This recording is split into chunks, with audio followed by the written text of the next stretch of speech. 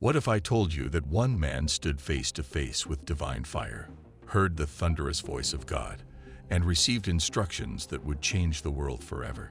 That's exactly what happened when Moses climbed Mount Sinai.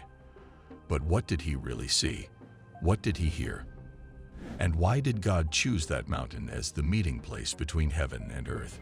Stay with me, because what Moses experienced up there is far more intense and beautiful than you might think. The journey to Sinai. After the Israelites escaped from Egypt through a series of miraculous signs and divine wonders, plagues, parted seas, and pillars of fire, they began their long journey through the harsh wilderness under the leadership of Moses. These were no longer slaves. They were a people being shaped into a nation by the very hand of God. In the third month after their dramatic deliverance, they arrived at the foot of Mount Sinai, a towering and mysterious mountain in the desert of Arabia. But this was no ordinary mountain. It was a place chosen by God Himself, a location where heaven would descend and history would be made. God summoned Moses to ascend the mountain alone. There, He made a solemn promise. If the people would listen to His voice and keep His covenant, they would become His treasured possession among all nations, a kingdom of priests and a holy people, uniquely set apart for His divine purpose. But entering into such a sacred covenant required preparation. It was not something to be taken lightly. God commanded Moses to instruct the people to consecrate themselves. They were told to wash their garments, cleanse their hearts, and abstain from everyday routines. Even the physical space around the mountain was declared holy. No person or animal was allowed to touch its base, under penalty of death, until the moment God gave the signal. Boundaries were marked, hearts were humbled, and a heavy sense of anticipation filled the camp.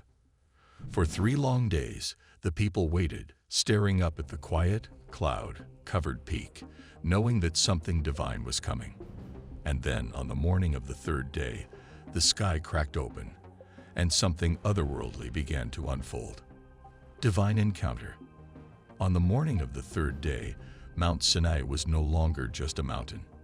It became a blazing doorway between heaven and earth. Thunder cracked the skies with an unnatural force, and lightning tore through the clouds like swords of fire. A dense, dark cloud rolled in, wrapping the peak in mystery and majesty. Then came the sound of a trumpet, strange and piercing, not played by human hands.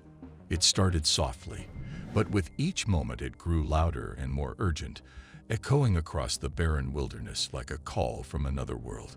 The entire mountain trembled violently, and so did the ground beneath the people's feet. Imagine the sheer terror and awe gripping the hearts of the Israelites as they stood there, exposed before the majesty of the Almighty. This was not just noise and spectacle. It was the raw, unfiltered presence of God descending from the heavens. Fire fell upon the mountain, consuming it in a thick, rising smoke like that of a great furnace. The air was heavy with divine power, and the people knew they were in the presence of something far greater than anything they could comprehend. Yet while the people stood at a distance, trembling with fear and begging not to hear the voice of God directly again, because His words struck their very souls, Moses stepped forward. Calm and resolute, he climbed into the storm, into the fire, into the very place where God's glory burned the brightest. The Lord had descended in fire, and the mountain was engulfed in smoke and trembling. And from the heart of that divine storm came the voice of God, not soft, not hidden, but thunderous and direct. Called to come higher. Then came the most extraordinary moment. God called Moses to ascend further into the thick cloud. This was not just symbolic. It was dangerous and holy. Only Moses could go. The people, even the priests, were forbidden to step beyond the boundary. So Moses went up alone. What he saw there wasn't chaos but design. The fire didn't consume.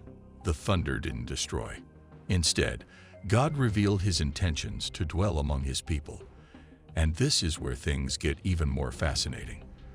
For 40 days and 40 nights, Moses remained on the mountain. He wasn't just receiving the 10 Commandments. He was given blueprints for a heavenly structure. The tabernacle revealed. In Exodus 25, God says, "Let them make me a sanctuary, that I may dwell among them." From that moment, the next several chapters of Exodus detail exact instructions for building the tabernacle, a sacred tent where God's presence would dwell. Every piece of gold, every curtain, every measurement was shown to Moses as part of a divine design. He saw visions of the Ark of the Covenant, the golden lampstands, the altar of incense, and even the priestly garments. This was not man-made religion. It was heaven's architecture given to earth. Moses wasn't just seeing symbols. He was witnessing the spiritual structure that would host God's presence among his people. A nation set apart. The instructions Moses received weren't just about a building. They were about a way of life. The people had to be holy because God is holy. Detailed guidelines for sacrifices, offerings, and priestly duties were given so that the Israelites could have a relationship with the divine. Moses was shown how God intended to transform this former slave nation into a people marked by worship, justice, and purity. Every law, every detail, pointed to a bigger plan, to make God's presence accessible, but also revered. The message was clear. This wasn't just about rituals. It was about God living among his people. The tragic interruption. But while Moses was basking in divine glory, the people at the foot of the mountain grew restless. They built a golden calf, violating the very covenant God had just initiated. When Moses came down and saw the idolatry, his heart broke. In anger, he shattered the 2 stone tablets written by the very finger of God.